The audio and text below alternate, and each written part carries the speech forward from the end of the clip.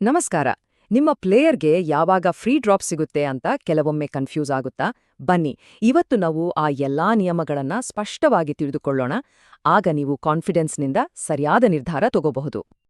ಈ ನಿಯಮಗಳನ್ನ ಸುಲಭವಾಗಿ ನೆನಪಿಟ್ಟುಕೊಳ್ಳೋಕೆ ನಾವು ಈ ಎಲ್ಲಾ ಟಾಪಿಕ್ಗಳನ್ನ ಒಂದೊಂದಾಗಿ ನೋಡೋಣ. ಇದರ ಕೊನೆಗೆ ನಿಮ್ಗೆ ಯಾವುದೇ ಪರಿಸ್ಥಿತಿಯನ್ನ ನಿಭಾಯಿಸೋಕೆ ಬೇಕಾದ ಕ್ಲಾರಿಟಿ ಸಿಗುತ್ತೆ.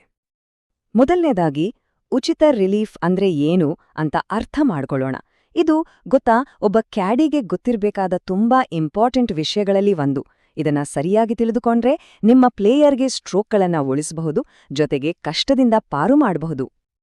ಸಿಂಪಲ್ ಆಗಿ ಹೇಳೋದಾದ್ರೆ, ಉಚಿತ ರಿಲೀಫ್ ಅಂದ್ರೆ ಯಾವುದೇ ಪೆನಾಲ್ಟಿ ಇಲ್ಲದೆ ಕಷ್ಟದ ಜಾಗದಿಂದ ಬಾಲ್ನ ಎತ್ತಿ ಒಂದು ಒಳ್ಳೆ ಜಾಗದಲ್ಲಿ ಡ್ರಾಪ್ ಮಾಡೋದು.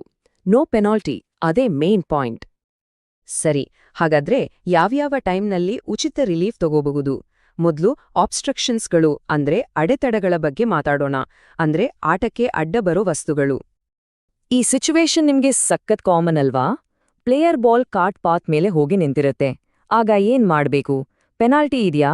ಈ ರೂಲ್ಸ್ ಕರೆಕ್ಟಾಗಿ ಗೊತ್ತಿದ್ರೆ ನೀವೊಬ್ಬ ಸ್ಮಾರ್ಟ್ ಕ್ಯಾಡಿ ಆಗ್ತೀರಾ.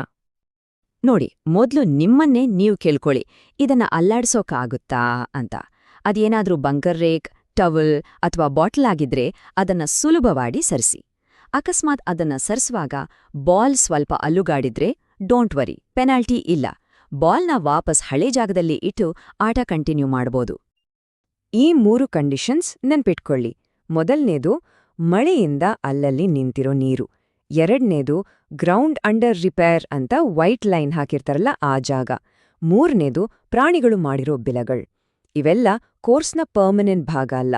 ಅದಕ್ಕೆ ನಿಮ್ಮ ಪ್ಲೇಯರ್ಗೆ ಸಾಮಾನ್ಯವಾಗಿ ಉಚಿತ ರಿಲೀಫ್ ಸಿಗುತ್ತೆ. ಓಕೆ, ಈಗ ನಿಮಗೆ ಉಚಿತ ರಿಲೀಫ್ ಸಿಗುತ್ತೆ ಅಂತ ಗೊತ್ತಾಯ್ತು. ಆದ್ರೆ ಅದನ್ನ ಕರೆಕ್ಟಾಗಿ ತಗೊಳ್ಳೋದು ಹೇಗೆ? ಪ್ರೊಸೀಜರ್ ತುಂಬಾನೇ ಇಂಪಾರ್ಟೆಂಟ್. ನೋಡಿ, ಈ 4 ಸ್ಟೆಪ್ಸ್ನ ಫಾಲೋ ಮಾಡಿದ್ರೆ ಯಾವತ್ತೂ ತಪ್ಪಾಗಲ್ಲ. 1. ತೊಂದ್ರೆ ಇಲ್ದೇ ಇರೋ ಹತ್ತಿರದ ಜಾಗ ಹುಡುಕಿ. 2. ಅಲ್ಲಿಂದ ಒಂದು ಕ್ಲಬ್ ಲೆಂಗ್ತ್ ಅಳತೆ ಮಾಡಿ. 3. ಮಂಡಿ ಹೈಟ್ನಿಂದ ಬಾಲ್ನ ಡ್ರಾಪ್ ಮಾಡಿ. 4. ಆ ಬಾಲ್ ಡ್ರಾಪ್ ಆಗಿ ಆ ಏರಿಯಾದಲ್ಲೇ ನಿಲ್ಬೇಕು. ಇದನ್ನ ಕರೆಕ್ಟಾಗಿ ಮಾಡ್ಲಿಲ್ಲ ಅಂದ್ರೆ ಪೆನಾಲ್ಟಿ ಆಗೋ ಚಾನ್ಸ್ ಇರುತ್ತೆ. ಆಮೇಲೆ ಇಲ್ಲೊಂದು ಸೂಪರ್ ಟಿಪ್ ಇದೆ ಕೇಳಿ. ನಿಮ್ಮ ಪ್ಲೇಯರ್ ಹೀಗೆ ರಿಲೀಫ್ ತಗೋಬೇಕಾದ್ರೆ ಬಾಲ್ನ ಡ್ರಾಪ್ ಮಾಡೋ ಮುಂಚೆ ಕ್ಲೀನ್ ಮಾಡ್ಬೋದು. ಇದು ನಿಜವಾಗ್ಲೂ ಒಂದು ದೊಡ್ಡ ಅಡ್ವಾಂಟೇಜ್. ಆದ್ರೆ ಹುಷಾರಾಗಿರಿ, ಕಷ್ಟ ಇರೋ ಪ್ರತಿಯೊಂದು ಜಾಗದಲ್ಲೂ ಉಚಿತ ರಿಲೀಫ್ ಸಿಗಲ್ಲ. ಕೆಲವು ಟೈಮ್ ಸಿಗೋದಿಲ್ಲ. ಅದು ಯಾವಾಗ ಅಂತ ಈಗ ನೋಡೋಣ. ಇದು ತುಂಬಾನೇ ಇಂಪಾರ್ಟೆಂಟ್ ರೋಲ್. ಒಂದು ವೇಳೆ ಬಾಲ್ ಪೆನಾಲ್ಟಿ ಏರಿಯಾದಲ್ಲಿ, ಅಂದ್ರೆ ಆ ಕೆಂಪು ಅಥವಾ ಹಳದಿ ಗೆರೆಗಳ ಒಳಗಿದ್ರೆ, ಅಲ್ಲಿರೋ ಯಾವ ಅಸಹಜ ಪರಿಸ್ಥಿತಿಗೂ ಉಚಿತ ರಿಲೀಫ್ ಸಿಗೋದಿಲ್ಲ. ಉದಾಹರಣೆಗೆ, ಪೆನಾಲ್ಟಿ ಏರಿಯಾ ಒಳಗೆ ದೊಡ್ಡದಾಗಿ ನೀರು ನಿಂತಿರಬಹುದು, ಆದ್ರೂ ಉಚಿತ ರಿಲೀಫ್ ಇಲ್ಲ. ಯಾಕಂದ್ರೆ ಅದು ಪೆನಾಲ್ಟಿ ಏರಿಯಾ ಒಳಗಿದೆ. ಅಲ್ಲಿ ಪ್ಲೇಯರ್ ಬಾಲ್ನ ಹಾಗೆ ಆಡ್ಬೇಕು, ಇಲ್ಲ ಪೆನಾಲ್ಟಿ ತಗೊಂಡು ರಿಲೀಫ್ ತಗೋಬೇಕು. ಹಾಗಾದ್ರೆ ಕೋರ್ಸ್ನಲ್ಲೇ ಇರೋ ಸಿಮೆಂಟ್ ಚರಂಡಿ ತರಹದ ವಸ್ತುಗಳಿಗೆ ಏನ್ ಕಥೆ? ಅದಕ್ಕೆ ರಿಲೀಫ್ ಸಿಗುತ್ತಾ? ಇಲ್ಲ, ಅದಕ್ಕೆ ರಿಲೀಫ್ ಇಲ್ಲ. ಯಾಕಂದ್ರೆ ಅದನ್ನ integral part of the course ಅಂತ ಕರೀತಾರೆ. ಅಂದ್ರೆ ಅದನ್ನ ಉದ್ದೇಶಪೂರ್ವಕವಾಗಿ ಆಟದ ಚಾಲೆಂಜ್ಗೆ ಅಂತಾನೇ ಮಾಡಿರ್ತಾರೆ. ಸೊ ನಿಮ್ಮ ಪ್ಲೇಯರ್ ಬಾಲನ್ನ ಅಲ್ಲಿಂದಲೇ ಆಡ್ಬೇಕು. ಕೊನೆಯದಾಗಿ ಒಂದು ಸ್ಪೆಷಲ್ ಏರಿಯಾ ಬಗ್ಗೆ ಮಾತಾಡೋಣ. ಇಲ್ಲಿ ಪ್ಲೇಯರ್ ಕಡ್ಡಾಯವಾಗಿ ಕಂಪಲ್ಸರಿಯಾಗಿ ರಿಲೀಫ್ ತಗೊಳ್ಳೇಬೇಕು. ನೀವು ಎಲ್ಲಾದ್ರೂ ಗ್ರೀನ್ ಕಲರ್ ಟಾಪ್ ಇರೋ ಸ್ಟೇಕ್ಸ್ ನೋಡಿದ್ರೆ ಅರ್ಥ ಮಾಡ್ಕೊಳ್ಳಿ, ಅದು ನೋ ಪ್ಲೇ ಝೋನ್. ಇಲ್ಲಿ ಬೇರೆ ಮಾತಿಲ್ಲ, ಬೇರೆ ಆಪ್ಷನ್ ಇಲ್ಲ. ಪ್ಲೇಯರ್ ಆ ಜಾಗದಿಂದ ಹೊರಗೆ ಬಂದು ರಿಲೀಫ್ ತಗೊಳ್ಳೇಬೇಕು. ಒಂದು ವೇಳೆ ಅಲ್ಲಿಂದಲೇ ಆಡಿದ್ರೆ ಪೆನಾಲ್ಟಿ ಬೀಳುತ್ತೆ.